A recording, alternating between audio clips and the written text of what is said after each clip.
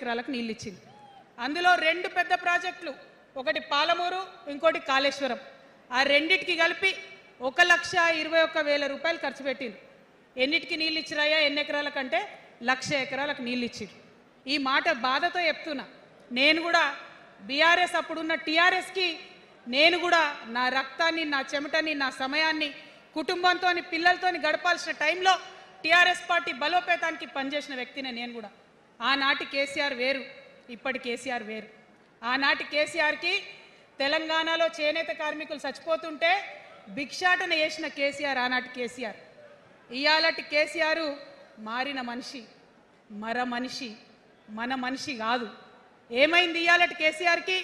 హైడ్రాల ఇల్లు కూలిపోతుంటే అరుస్తున్నారు, అన్నా ఎక్కడున్నావు రా. వచ్చిండ్రా? రాలే. వెలుగుమట్ల ఇల్లు కూలితే వచ్చిండ్రా?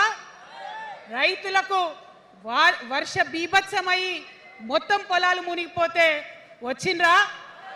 చేవెళ్ళ దగ్గర బస్ యాక్సిడెంట్ అయితే వచ్చిండ్రా? ఎక్కడ చిన్న కష్టం వచ్చినా ప్రజలకు ఆ సారు రారు, ఆ సారు రారు. ఎందుకంటే ఆయన మారిన మనిషి, మనిషి, గుంటనెక్కల తోడేళ్ల చేతిలో ఖైదీ అయినటువంటి మనిషి, మన మనిషి కాదు. బాధతో, దుఃఖంతో,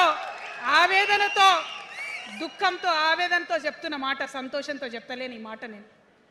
అట్లాంటి కేసీఆర్ ఎట్లా ఉండే ఒకప్పుడు?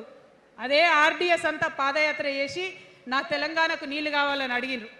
ఇవాళ మరి 10 ఏళ్ళ అధికారం ఉంటే పాలమూరు రంగారెడ్డి ప్రాజెక్టు కోసం 10 ఏళ్లలో ముందుకు పోతలేదంటే, ఎవరన్నా తెలంగాణ పట్ల ప్రేమ ఉంటే, పాలమూరు పట్ల ప్రేమ ఉంటే, కృష్ణా నీళ్లు వాడుకోవాలంటే మన కేసీఆర్ అయ్యుంటే ఆ పాలమూరు రంగారెడ్డి ప్రాజెక్ట్ కాడ కూర్చేసుకొని అది కట్టిస్తుండే. ఏం చేసినారు మారిన కేసీఆర్ గారు? పంజాబ్ పోయినరు, గుజరాత్ పోయినరు, బీహార్ పోయినరు. మేము మొత్తం రాష్ట్రంలో పీక్ కట్టలు కట్టం, నేషనల్ పార్టీ పెడతామని పోయినరు తప్పితే తెలంగాణ ప్రజలను పట్టించుకోలేదు. పట్టించుకుని ఉంటే, కేంద్రంతో గొడవ పెట్టుకోకుండా ఉంటే ఇవాళ పాలమూరు రంగారెడ్డి పారకపోతుండేనా? నేను అడుగుతా ఉన్నా స్ట్రేట్గా. ఇన్ని రోజులు నేను ఎన్ని మాటలు మాట్లాడినా బీఆర్ఎస్ పార్టీ నాయకులు ఒక్కరు కూడా బయటకు వస్తలేరు, సమాధానం చెప్తలేరు. దీనికి మీరు సమాధానం చెప్పకపోతే ప్రజలే మిమ్మల్ని బయటకు లాగి సమాధానం చెప్పేటట్టు చేస్తారని కూడా ఈ సందర్భంగా నేను తెలియజేస్తా ఉన్నా. ఒకటే మాట అడుగుతున్నా, మన కేసీఆర్ అయి ఉంటే ఆనాడు తెలంగాణ బిడ్డలు కష్టపడితే బయటకు వచ్చి నా బిడ్డలకు ఇబ్బంది అవుతుందని కొట్లాడిన వ్యక్తి, సింగరేణి గనిలో ఒక కార్మికుడు చనిపోతే అక్కడి దాకా పోయి చూసి వచ్చినటువంటి వ్యక్తి. మరి తెలంగాణ వచ్చినాక ఏమైందా ప్రేమ? అధికారం ముందు మమకారం తగ్గిపోయిందా? ఏం జరిగిందని నేను అడుగుతా ఉన్నా. ఎందుకు ఈ మాట చెప్తా ఉన్నా అంటే, ప్రేమ నాకు కూడా ఉంది. నాకు తండ్రి కావచ్చు, అది వేరే విషయం. కానీ ఒక రాజకీయ నాయకుడిగా వారు ఈ మధ్య రాజకీయ పరిణితి కోల్పోయి మాట్లాడుతూ ఉన్నారు. కేటీఆర్ గారు మాట్లాడిందంటే ఓకే అనుకోవచ్చు, ఆయనకు పెద్దగా తెలియదు పాపం. కానీ కేసీఆర్ గారు అనే మాట ఏంటంటే, ప్రజలు తప్పు చేసిండ్రు. ఓకే, ఒక సెకండ్ నేను ఒప్పుకొని దాన్ని, ఒక సెకండ్ అనుకుందాం. ప్రజలు తప్పు చేస్తే నేను ఒక తల్లిగా అడుగుతున్నా. నేను నా కొడుకో మాట చెప్తా, వాడు వినలేదనుకో, కింద పడ్డాడు అనుకో, ఇడిచిపెడతానా? దగ్గర తీసుకొని మంది అనా?